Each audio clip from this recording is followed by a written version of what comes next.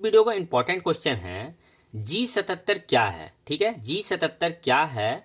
G77 को Bretton Woods की जुड़वां संतानों की प्रतिक्रिया किस आधार पर कहा जा सकता है, व्याख्या करें। ठीक है, तो देखिए क्या है G77 किसे कहते हैं। G77 विकासशील देशों का एक ऐसा समूह था। G77 किसे कहते हैं, तो G77 विकासशील देशों का एक ऐसा समूह था जिन्हें 1944 में होने वाले ब्रिटेन वुड्स के सम्मेलन में, ठीक है, 1944 में होने वाले ब्रिटेन वुड्स के सम्मेलन में होने वाले नियमों से कोई लाभ नहीं हुआ था। ठीक है, ब्रिटेन वुड्स सम्मेलन से होने वाले जो नियम थे, जो नियम बनाया गया था, उससे विकासशील देशों को कोई लाभ नहीं हुआ। इसलिए वे एक नई अंतर्राष्ट्रीय आर्थिक प्रणाली की मांग करने लगे थे।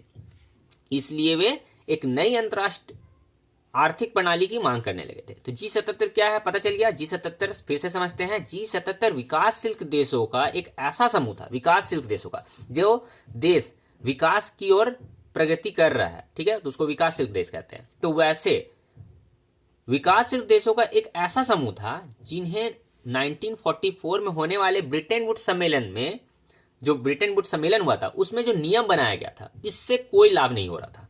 तो ये लाभ नहीं होने के कारण जो विकासशील देश थे, इसलिए वे एक नई अंतर्राष्ट्रीय आर्थिक प्रणाली की मांग करने लगे थे। क्लियर है यहां तक। G77 क्या है, समझ आया। आगे चलते हैं। G77 को ब्रिटेन वुड्स की जुड़वां संतान की प्रतिक्रिया के रूप में विकास, ठीक है, तो यहां पे बोल रहा है G77 जो था वो ब्रिटेन वुड्स की जुड़वां संतान कहा जाता है। क्यों कहा जाता है, ये बात बोला जा रहा है यहां पे। ठीक है, तो आगे समझते हैं। ब्रिटेन वुड्स के सम्मेलन में अंतर्राष्ट्रीय मुद्रा कोष, ब्रिटेन वुड्स के जो सम्मेलन हुआ था उसमें इंटरनेशनल जो मुद्रा कोष है और विश्व बैंक का जन्म हुआ था। ब्रिटेन वुड्स सम्मेलन में, ठीक है, ब्रिटेन वुड्स सम्मेलन में अंतर्राष्ट्रीय मुद्रा कोष और विश्व बैंक का जन्म हुआ था, जिन्हें ब्रिटेन वुड्स की जुड़वां संतान कहा जाता है। ब्रिटेन वुड्स की जुड़वां संतान किसे कहा जाता है, तो ब्रिटेन वुड्स सम्मेलन में दो, एक विश्व बैंक और एक अंतर्राष्ट्रीय मुद्रा कोष का जन्म हुआ था, इसलिए इसे जुड़वां संतान कहा जाता है। क्लियर है। यहां फिर से समझते हैं। ब्रिटेन वुड्स सम्मेलन में अंतर्राष्ट्रीय मुद्रा कोष और विश्व बैंक का जन्म हुआ था, जिन्हें ब्रिटेन वुड्स की जुड़वां संतान कहा जाता है, क्योंकि अंतर्राष्ट्रीय मुद्रा कोष और विश्व बैंक पर केवल कुछ शक्तिशाली विकसित देश का ही दबदबा था। ठीक है, इसलिए उनके विकासशील देशों को कोई विशेष लाभ नहीं हुआ। क्योंकि विकासशील देशों को कोई लाभ इसलिए नहीं हो रहा था क्योंकि ब्रिटेन वुड्स सम्मेलन में जो दो मतलब बैंक बनाया, जैसे विश्व बैंक और अंतर्राष्ट्रीय मुद्रा कोष का जन्म हुआ था, इससे विकासशील देशों को कोई लाभ नहीं हो रहा था। क्योंकि ये जो था विकसित जो देश थे वो उन लोगों का दबदबा था, ये दोनों मुद्रा कोष पे। क्लियर है, इसलिए विकासशील देशों को कोई लाभ नहीं हो रहा था। तो विकासशील देशों को कोई विशेष लाभ नहीं हुआ, इसलिए इन ब्रिटेन वुड्स की जुड़वां संतान की प्रतिक्रिया के रूप में विकासशील देशों को G77 नामक देशों ने कई आर्थिक प्रणाली की मांग कर डाली ताकि उनके अपने आर्थिक उद्देश्य पूरे हो सके।